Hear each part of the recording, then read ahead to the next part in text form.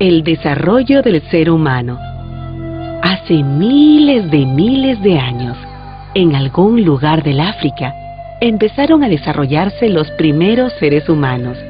Estos hombres y mujeres no eran como somos hoy nosotros, sino que fueron cambiando muy lentamente. Primero, adquirieron una posición erguida. Luego, el pulgar de la mano se convirtió en un dedo que se oponía a los otros. La capacidad craneana aumentó y la mandíbula se achicó. Y así, a lo largo de miles de años, mientras iban cambiando, fueron poblando todo el planeta. Poblando América. Los hombres y mujeres de esa lejana época eran nómades, es decir, se movían de un lugar a otro para buscar su alimento. Así llegaron hasta una parte del Asia que está muy cerca de Norteamérica. Ellos pasaron de un continente a otro por el estrecho de Bering, que por entonces estaba seco. En esa época de intensos fríos, el nivel del agua del mar bajó y ese territorio quedó sin agua, así que entre ambas zonas había tierra. Así, sin darse cuenta, estas pequeñas bandas de seres humanos cruzaron de un continente a otro. Los cazadores perseguían animales como el bisonte de cuernos largos y el mamut lanudo. También había osos polares y renos, y muchos lugares estaban cubiertos de nieve. Años después siguieron su camino al sur, llegando a poblar todo el continente, incluso el territorio de lo que hoy es nuestro Perú. En nuestro territorio, cazadores y recolectores indiscriminados. Las primeras bandas que llegaron a nuestro territorio hace más de 16.000 años eran nómades y vivían de la caza, la recolección y la pesca. Cogían todo lo que servía para alimentarse: plantas, raíces, hojas, gusanos, animales más grandes muertos. Hombres, mujeres y niños trabajaban para poder sobrevivir, y sus instrumentos eran muy simples. Junto a ellos vivían animales como el megaterio americano, el tigre dientes de sable, el venado y el paleolama, que es un antepasado de los guanacos y vicuñas. En la sierra se refugiaron en cuevas como las de Uchumachay y Jayhuamachay. Luego de mucho tiempo de observar y experimentar con su medio ambiente, es decir, con la naturaleza que los rodeaba, los hombres y mujeres comenzaron a conocer mejor a las plantas y a los animales. Se dieron cuenta de que debían escoger las plantas para así dejar que vuelvan a crecer la siguiente temporada. Aprendieron además que si cazaban a todas las hembras, la especie no podría reproducirse. Inventaron entonces una forma de cazar en equipo. Rodeaban a los guanacos y vicuñas y luego dejaban salir a algunas hembras y a los pequeños. Esto se conoce con el nombre de chaco y se practica hasta hoy. Escenas de este tipo de caza se pueden ver en las paredes de la cueva de Toquepala, en lo que hoy es el departamento de Tacna. La domesticación de animales. Mucho tiempo después, hace más de 5.000 años, la gente de los Andes aprendió a domesticar a los camélidos. Empezaron a criarlos, cuidarlos y alimentarlos, y para hacerlo construyeron corrales. Pero como las vicuñas y los guanacos no se acostumbraban a vivir en corrales, comenzaron a cruzarlos para tener crías diferentes que sí se adaptaran a esas condiciones de vida. Así nacieron las llamas y las alpacas, que son los descendientes de cruces de guanacos y vicuñas. Estos últimos, guanacos y vicuñas, vivieron y viven todavía hoy de manera silvestre. Domesticación de plantas. Al mismo tiempo, en las márgenes de los ríos o cerca de manantiales, la gente comenzó a domesticar algunos vegetales.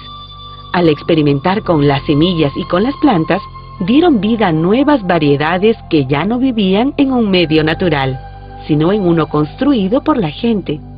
Probaron qué cantidad de agua necesitaba cada planta. Escogieron las mejores tierras para cultivarlas.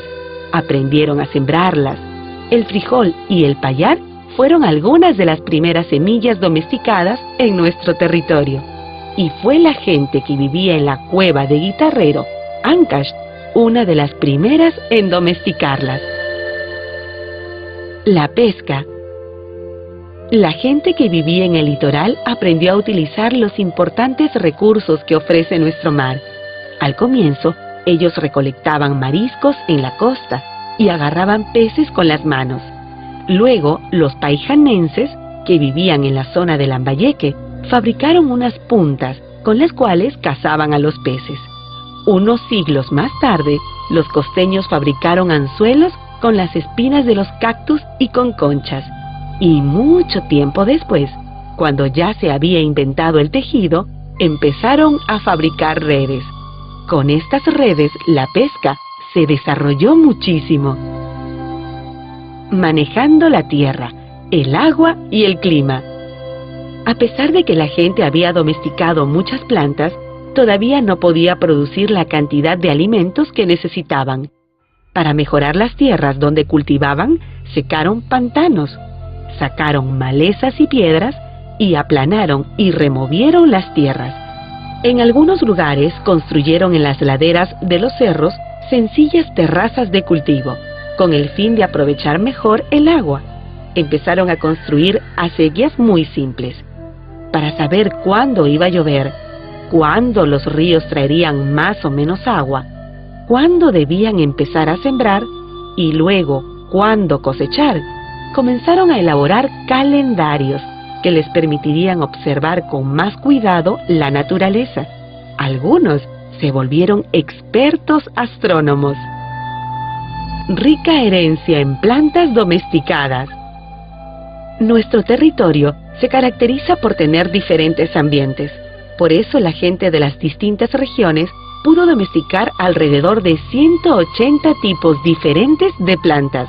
Entre las plantas alimenticias sobresalen la papa, la oca, la mashua, el oyuco, la quinoa, el tarwi, la cañigua, la kiwicha, el yacón, la yuca, el maní, el camote, la calabaza, el ají, el frijol, el payar, el maíz, el tomate, la chirimoya, la lúcuma. Además, se domesticó el algodón, que sirvió para la textilería. El algodón nativo de nuestro territorio es especial, pues es de color desde el beige claro al marrón oscuro, pasando por el verde almendra. Este tipo de algodón es único en el mundo. Caral es quizá la ciudad más antigua de América. Fue levantada hace más de 4.500 años y está compuesta por un conjunto espectacular de construcciones monumentales. Abarca un gran territorio donde se construyeron alrededor de 30 pirámides truncas, algunas de las cuales miden hasta 20 metros de alto. Los hombres y las mujeres de Caral vivieron no solo de la agricultura, sino también de los ricos alimentos que provenían del mar. Además, se han encontrado en la zona productos de la sierra y la selva, lo que demuestra que mantuvieron un intercambio con estas regiones. Chavín. Grandes astrónomos. Hace más de 3.000 años, en un territorio llamado Chavín de Huántar, se desarrolló una cultura muy importante, Chavín. Sus pobladores construyeron allí, en una pequeña quebrada, grandes templos que les permitieron observar muy bien los astros. Los sacerdotes que dirigían estos templos eran grandes astrónomos y desde zonas lejanas venía mucha gente para consultarles cuándo llovería, para saber cuándo debían sembrar lo que después sería su alimento. La gente creía que estos sacerdotes se comunicaban con los dioses y que estos les transmitían importantes conocimientos. En honor a esos dioses, los sacerdotes mandaron hacer grandes esculturas de piedra como el Lanzón, el Obelisco Tello y la Estela de Raimondi. Todas ellas tienen apariencia feroz, pues fue así como sus pobladores imaginaron a sus dioses. Paracas. Grandes tejedores. Cientos de años después, se desarrolló en la costa sur otra cultura importante, la cultura Paracas. Los paraquenses vivieron principalmente en el Valle de Chincha, a 200 kilómetros de Lima, donde desarrollaron una gran agricultura y cultivaron mucho algodón. Con él fabricaron hermosísimos mantos, quizás los más bellos de América. Estos mantos tienen el fondo de un solo color, pero las decoraciones son multicolores. Para teñir los hilos usaron tintes naturales y crearon hasta 190 matices, imagínate. Los paraquenses también son muy conocidos por sus cementerios.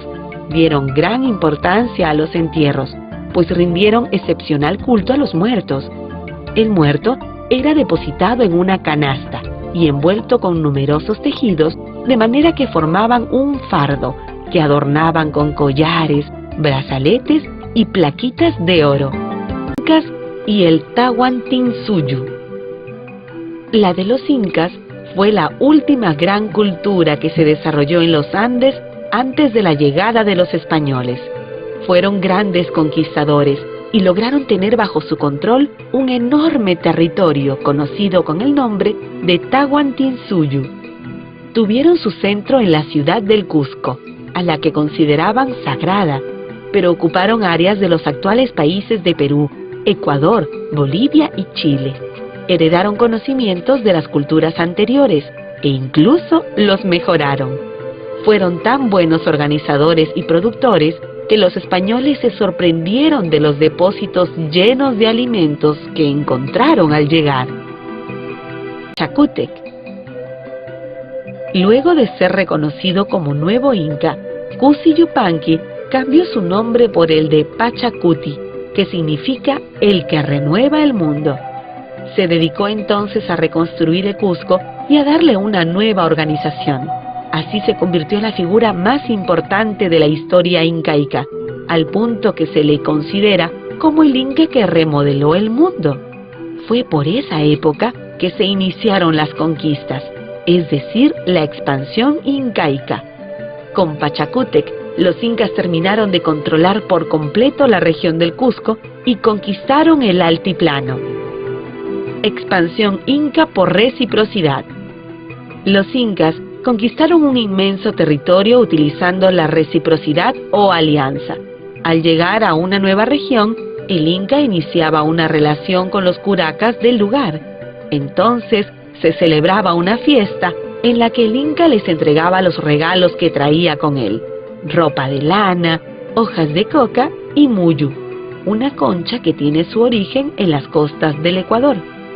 Si la gente del lugar los aceptaba, quedaba en deuda con el inca y reconocía su autoridad. Para consolidar esta alianza se establecían lazos de parentesco. O bien el inca se casaba con alguna de las hijas o las hermanas del curaca principal, o les entregaba a las suyas en matrimonio. Expansión inca por guerras. Cuando los jefes locales no aceptaban entablar relaciones de reciprocidad y parentesco con los incas, estos utilizaron la fuerza militar. Es más, cuanto más fuerte es la negativa y la resistencia local, más violentas las respuestas de los incas. Se sabe incluso de algunos casos en los que llegaron a ejecutar a los principales líderes locales.